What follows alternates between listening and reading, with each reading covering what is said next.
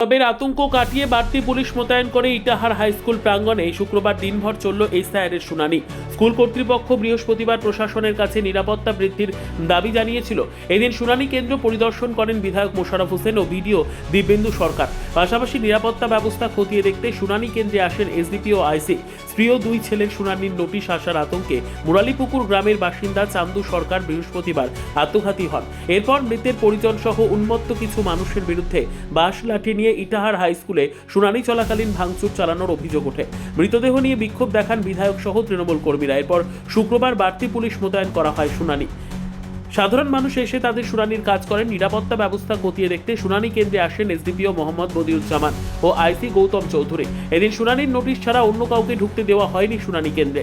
দুপুরে শুনানি কেন্দ্র পরিদর্শনে আসেন বিধায়ক ও বিডিও। তারা শুনানির লাইনে দাঁড়ানো মানুষদের আশ্বস্ত করেন। এই ঘটনায় পুলিশ দুজনকে গ্রেপ্তার করে রায়গঞ্জ জেলা আদালতে পেশ করে।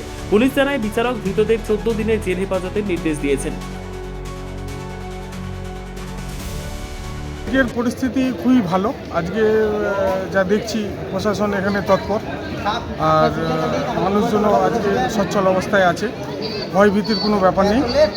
আর এসআইআরটা নিয়ে মানুষ একটু ভয়ে আতঙ্কে রয়েছে, কিন্তু এসআইআরটার এই বিভিন্ন যে নামের ভুল, এই নামের ভুলের জন্যে যেগুলো এসছে, এটাতে ভয় পাওয়ার কোনো ব্যাপার নেই।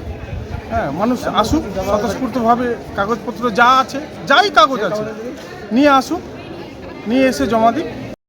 প্রতিদিনের মতো প্রত্যেকটি হিয়ারিং সেন্টার এসআইআর সংক্রান্ত যে হিয়ারিং চলছে, যে বারংবার হয়রানি করার নোটিশ দিচ্ছে, তার জন্য মানুষকে সহযোগিতার জন্য আমি প্রত্যেকটা 8টা হিয়ারিং সেন্টার ইটাহারে করেছিলাম। সেগুলোতে আমরা সহায়তা শিবির করেছি। আমাদের নেতা কর্মীরা, জনপ্রতিনিধিরা সবাই সহযোগিতা করেছে। আগের দিন রাতেই ফর্ম ফিল আপ করে দিচ্ছে। এগুলো দেখার জন্য মানুষের সহযোগিতা, দুঃসময়ে, দুর্বিপাকে, দুর্যোগে, দুর্ভিক্ষের সময়, এই যে ভয়াবহ সময় চলছে, এই সময় আমরা মানুষের সাথে আছি। তাই প্রত্যেক জায়গায় আমি নিজে ভিজিট করছি। আমরা লড়ে যাব।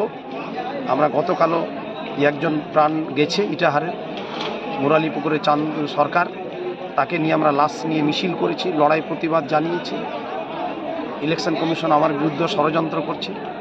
আমরা ষড়যন্ত্র ভয় পাই না, হামলা মামলায় ভয় আমি পাই না। যতটা হামলা মামলা করি আমরা লড়ে যাব। আমরা এইভাবে জনগণের সঙ্গে থাকবো। তার জন্য এই কাপাসিয়াতে আজকে এসেছিলাম, এটা আরও এসেছিলাম।